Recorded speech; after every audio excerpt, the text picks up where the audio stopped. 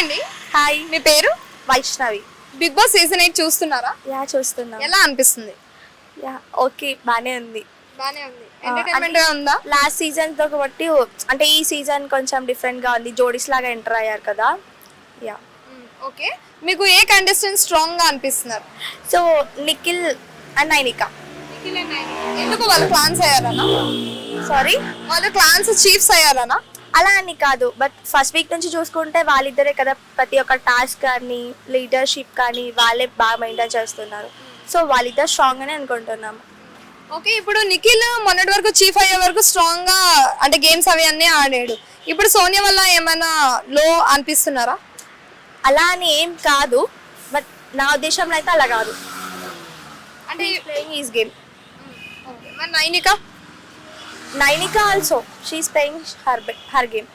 Okay. ఇప్పుడు Yashmi nomination లో 2 weeks కూడా లేదు కదా. ఒకవేళ ఈ వీక్ లో ఉండుంటే ఒకవేళ నామినేట్ అయ్యేదా, ఎలిమినేట్ అయ్యేదా?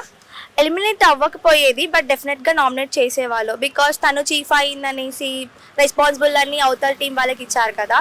మేబీ డెఫినెట్గా నామినేట్ అయ్యేది, బట్ ఎలిమినేషన్ నో.